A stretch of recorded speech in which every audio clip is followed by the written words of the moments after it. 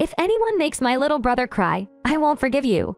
Almost all of my childhood memories feature my sis, Sharon, who is 5 years older than me. When I was young and weak, I was often bullied and ridiculed by the neighborhood kids, called names like skinny.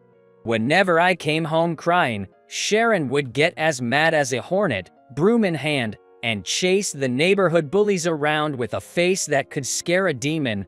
She, covered in dirt and scrapes from all over, would always say this with a proud stance and a broom over her shoulder.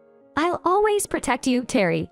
My name is Terry Harold. I've been working in sales at a major printing company for 3 years now, a 25-year-old office worker. I'm always busy working. When I was 13, our single mother passed away from illness, and since then, I've been living with my older sis, Sharon.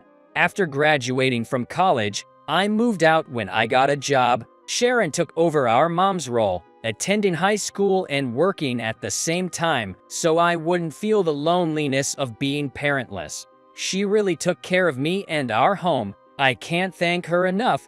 Since it was hard to live on our mom's survivor's pension alone, Sharon took a part-time job to make ends meet and left the insurance money our mom had left us to pay for my college, and never touched it. Knowing that she was a top student with dreams of becoming a teacher and was studying hard for college, I always felt guilty.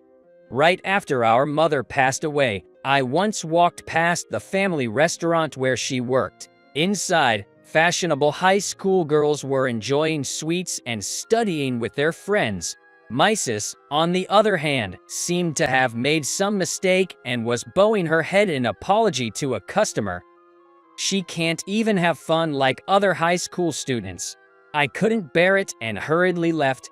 Are you studying properly? Do you want me to help with anything you don't understand? When she came home from her part-time job and said that while peering at my desk, I snapped, "Didn't you have dreams of becoming a teacher? You should go to college.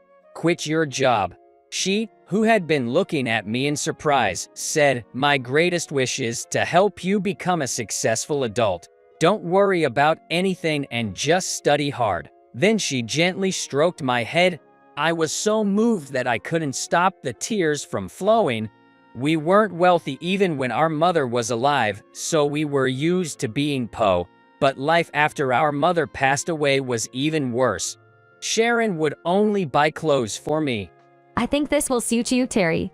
Try it on. She smiled up at me, and her clothes had holes mended here and there. When I told her to buy clothes for herself, she'd laugh and say, "I have nowhere to wear them to."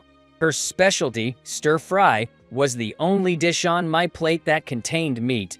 Whenever I tried to put meat on her plate, she'd refuse, saying she was on a diet. Despite her claims of dieting, she had a supermodel-like figure without an ounce of fat. One day, a classmate of mine stopped by our house to borrow a book on his way home from school. Sharon welcomed my friend and served macaroni cheese for dinner. When my friend tilted his head and said, "What's this?" I was internally panicking, but it was too late. "We use more milk than cheese. It's delicious. Enjoy," she said with a smile. The next day, the guys in my class started calling me Milk. I just let them talk and didn't pay them any mind, but a few days later, an incident occurred on my way home from school. As I was walking alone, 3 of my classmates chased after me from behind. "Mr. Milk, let's walk home together, huh? LOL. What's for dinner today, It's a cup of milk. Heat a lot." They ridiculed me and gave me a hard time. I was so annoyed and turned around. "Hey!" Just as I was about to grab one of them, Sharon appeared in front of me. "Sharon," she stood there calmly and spoke. I'm sorry, Terry. It's because of me. But don't bother with these losers. Then she turned around and showed them a video on her phone of us just now. Are you guys idiots? Doing this sort of thing? You want to throw your future away. Their parents will cry. We winded you. My classmates faltered. She let out a dramatic sigh, leaned into the trembling guys, and spoke. Please be nice to my little bro, or else you'll be in big trouble. Her eyes, already narrow, narrowed even further, instilling fear. Guys hurriedly responded, "We're so sorry," and quickly ran off. I just laughed out loud, looking at Sharon, thinking I'll never beat her.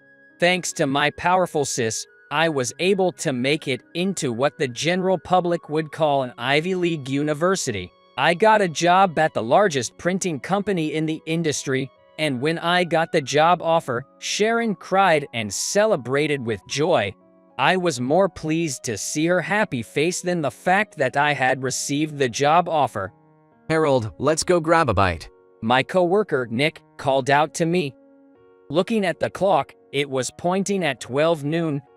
I said yes, and quickly got up and put on my jacket. Mitchell, get over here. When I turned around, I saw Mitchell, who had been assigned to this department a month ago, being scolded by Manager Johnson. That Johnson, always dumping his work on mild-mannered Mitchell. Nick said, clicking his tongue. I heard he not only dumps his work on others, but he also took credit for his subordinates' work and got promoted to manager.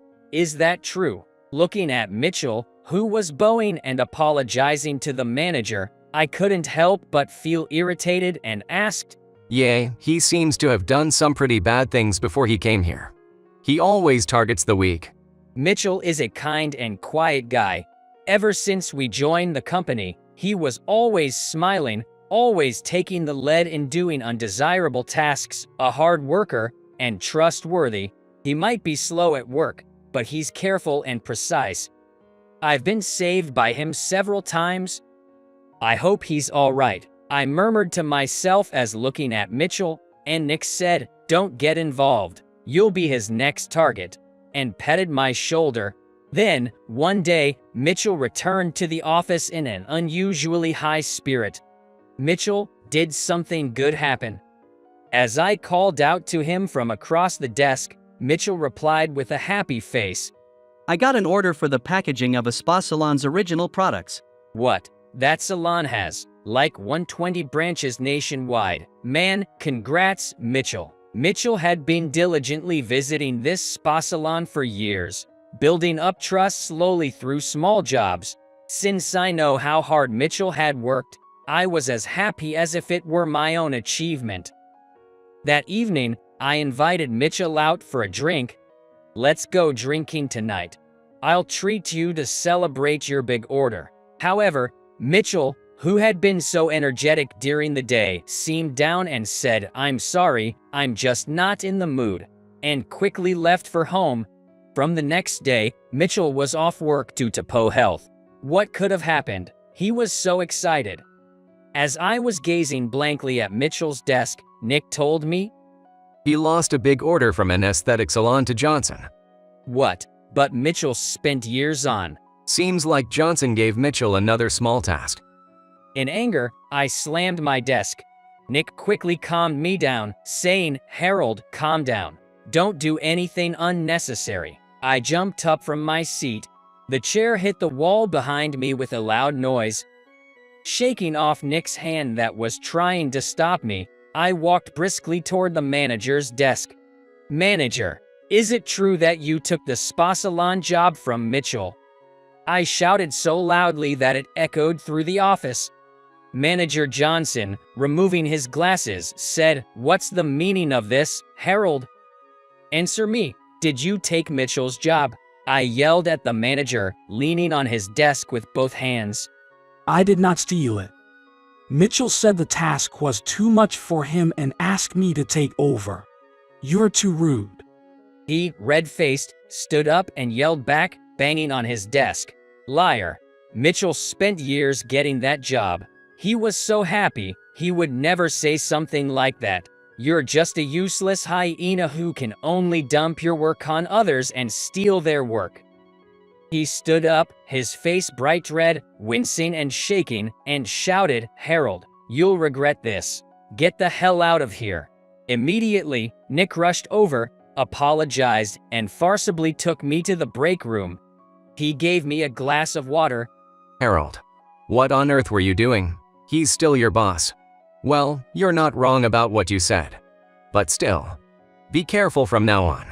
He's going to try to crush you. I'm ready for it. I said that and drained my water in one gulp.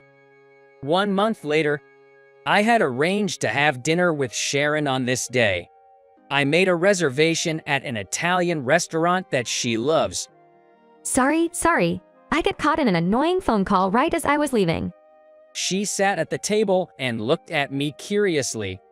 Have you lost weight? You're not eating properly because you're living alone, right? That's not true. I've just been a little busy recently. What do you want to eat? Don't hesitate to order. It's on me. I spread the menu out cheerfully and showed it to her. This is quite a nice restaurant.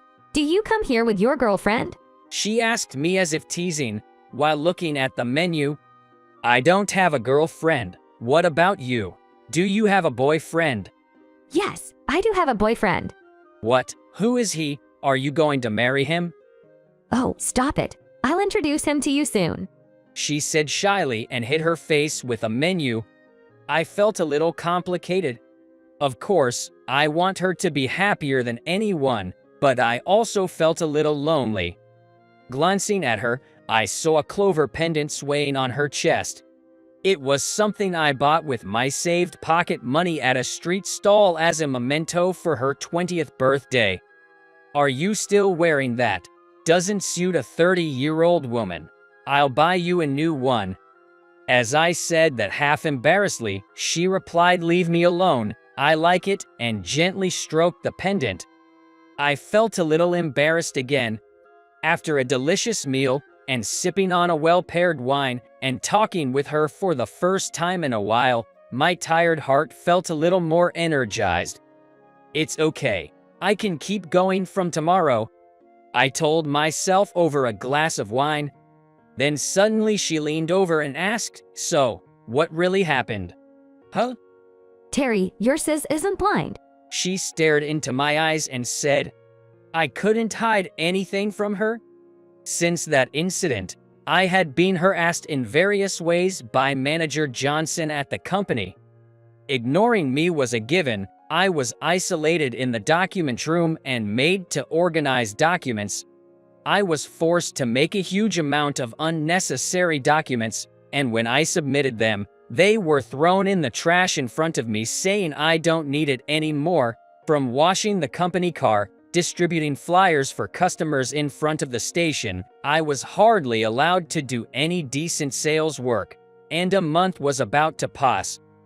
I thought about talking to my boss about it, but Manager Johnson used Mitchell, who had finally recovered and started coming to work, as a shield, saying, Mitchell is a kind-hearted man, so if you cause a fuss, he might be heartbroken again to find out he was the cause.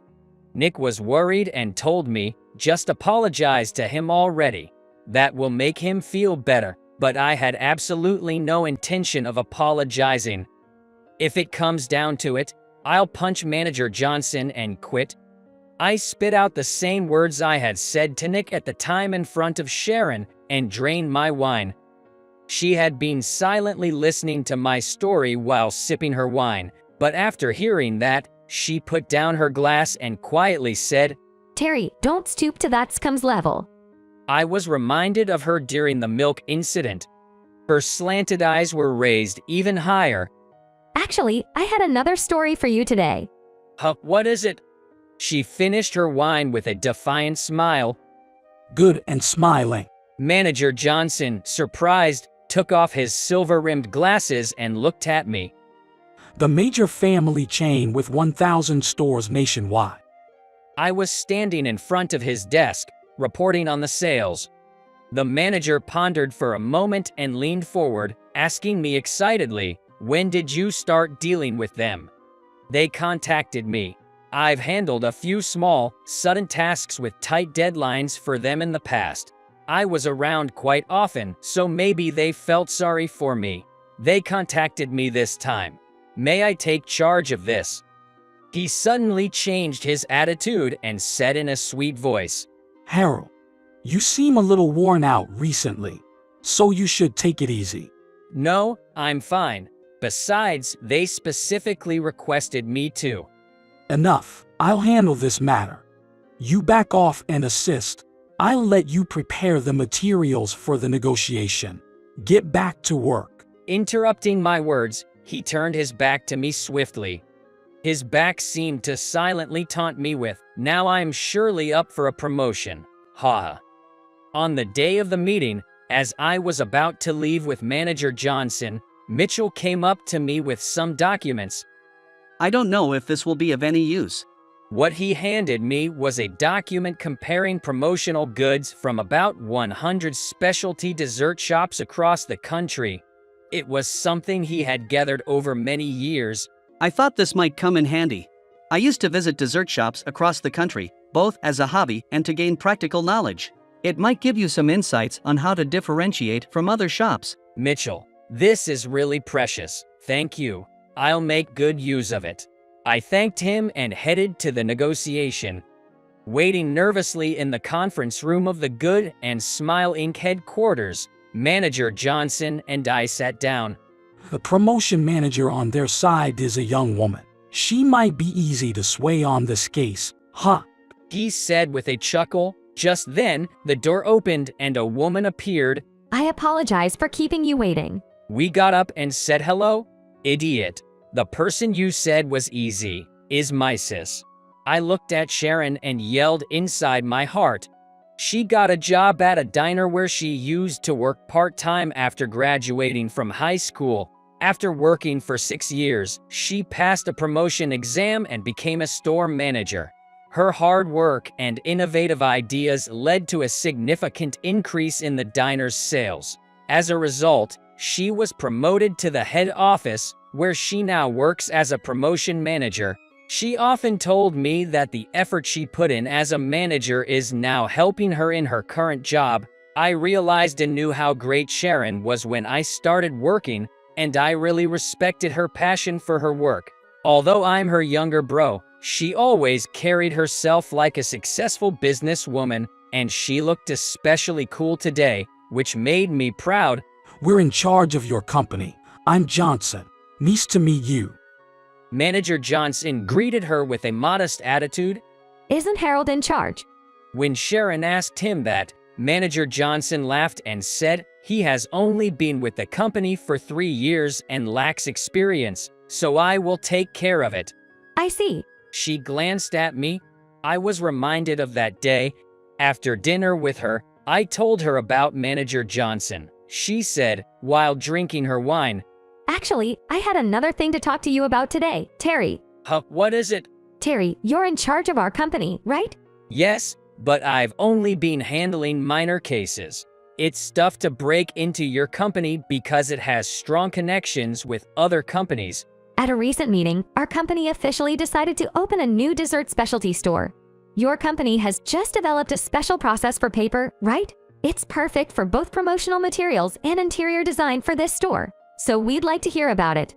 I leaned in eagerly. We've got lots of new designs coming out. If we could get an order, it would be a huge help for our company. She crossed her arms and thought for a moment before speaking. I bet that manager will take this case from you two, just like what happened with Mitchell. Okay, let's keep it a secret that I'm your sis until the day of the negotiation. Why? Just wait and see. I'll expose his true colors. She chuckled. We exchanged greetings and made small talk. Until then, Manager Johnson had been behaving like an enthusiastic manager, skillfully engaging in conversation. However, when the negotiation began, he quickly became quiet and passed everything on to me. It was clear that he doesn't know about our company's products and is just trying to gloss over his lack of knowledge. I'm concerned about the durability of plant-based products. Manager Johnson, could you explain? When Sharon asked that, he again said, Harold will explain, and passed it to me. Just when I was about to start explaining, she said with a frustrated look, I asked you, Manager Johnson. You haven't answered any of my questions. Do you know nothing about it? No, that's not the case at all. It's about dividing roles. Harold, explain it quickly. Isn't she angry because you're dilly-dallying? Don't disgrace me. He said this, sweating bullets while prodding me. No more thanks? She said flatly. Then she looked at me and said, "Terry, I'm surprised you can work under such a boss." Sharon.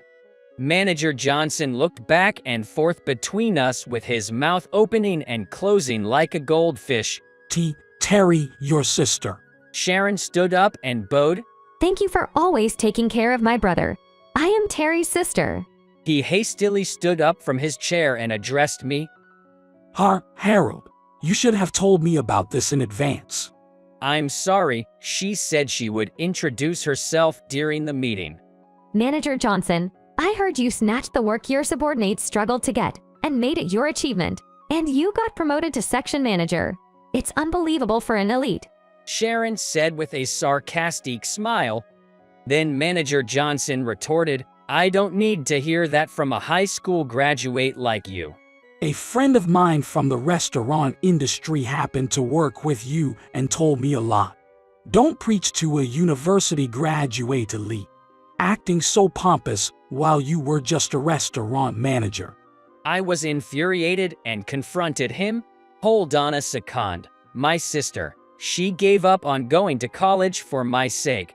Ever since our mother passed away, she has been like a parent to me, working all the time during her prime years. Terry. After she became a manager, she spent sleepless nights studying several languages. She has studied so hard that she can communicate with foreign tourists who come to the restaurant, and that led to a significant increase in the number of foreign tourists. She thought of all kinds of strategies, negotiated with the headquarters, went out on foot, and worked tirelessly. She has come this far by putting in a lot of effort. She's much more amazing than you, who can only snatch your subordinates' work. I said this while shaking with anger. Manager Johnson said, looking at me with a mocking attitude, it's common for a subordinate to be a stepping stone for their boss. If you don't like it, you should get promoted yourself. What the hell are you talking about? As I was about to grab him, Sharon stopped me and said, thank you, Terry. I was very happy that you defended me. But it's okay now. She picked up the cell phone that had been turned over on the table. Sharon? Looking at the cell phone, it seemed to have been on a call the whole time. Then she spoke into the phone. Did you hear that? Please, come in. Manager Johnson looked pale and said, What's going on? After a while, the conference room door opened. What? Why are you here? To my surprise, our boss, Sales Department Manager Merritt, came in. Manager Merritt. Manager Johnson stumbled and fell on his butt. What a pathetic sight, Manager Johnson. The mask of the elite employee has come off. Manager Merritt stood in front of him and looked down at him with a pitying expression. Then, squatting down in front of him, Manager Merritt put his hand on Johnson's shoulder and said, I couldn't believe it when I heard from Sharon. But you were really such a person. If you keep doing this, you will lose your subordinates' trust, and the organization itself won't be able to function. You lack awareness as a manager. Start over from a sales office in the countryside. Manager Merritt, please, not that. He was forcibly made to stand by the subordinates of Manager Merritt who entered, and he left the room. I met Mr. Merritt at the time of my restaurant. He used to come to my restaurant as a customer almost every day. At that time, he had just become a manager, and I also had become a restaurant manager. So we started talking about our work troubles and complaints. Before we knew it, she said this while looking at Manager Merritt.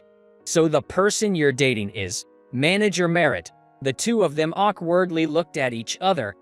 Manager Merritt said to me in a sincere tone, sorry to surprise you. I was planning to greet you properly at another time, but I wanted to take this opportunity to express my feelings. I'm thinking of marrying Sharon. Can you give us your blessing?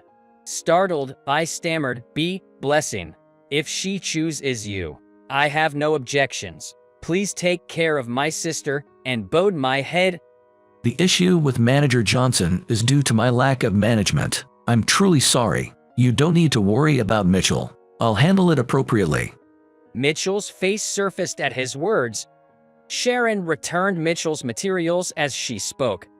Please tell Mitchell that these materials were very helpful. Thanks to them, I've come up with an idea to differentiate ourselves from other companies. Not just Mitchell, but Nick was worried about you too. Apparently, he intended to expose Manager Johnson's harassment and gather evidence to help you. With that, he gave me a smile. Nick, I was a little surprised by the uncharacteristic action of him, who usually avoids trouble, but I felt warmth in my heart. We have a good team. Let's continue working together to do great work. He tapped my shoulder as he said this. Yes? I nodded with resolve. Sharon saw me off to the lobby as I left. I'll have the documents ready by our next meeting. Good, I'll be counting on you, Terry. She called out to my retreating back. No need for your big sister to protect you anymore. Huh? When I turned around, she had a lonely look on her face. After all, you have plenty of people around you who care about you, don't you? Sharon. You even protected me earlier. I knew it all along, but you've grown up. She had tears welling up in her eyes. It's a strange feeling, happy and yet sad. Then she wiped the tears that had fallen and said with a smile that looked just like our late mother. Thanks to you, I've been able to get this far. Ever since Mom passed away, you've always been by my side. Thank you. I'll be counting on you from now on. That's my line. Thank you for always taking care of me. I tried not to cry, but it was no use. Memories from my childhood flooded back. Be happy with Manager Merritt. I said in a choked voice, then turned my back on her. Yay! I heard her tearful voice behind me and walked on, looking up so my tears wouldn't fall. By the time I stepped outside, the sun had considerably set. The setting sun shone beams of farewell light through the gaps between the skyscrapers. I took a big, deep breath and started walking slowly. When I get back to the office, I'll invite Nick and Mitchell out for a good drink tonight. Before I knew it, my pace quickened and I panted as I walked through the light-dyed cityscape. And then, pushed on by the warm light, I found myself running without realizing it.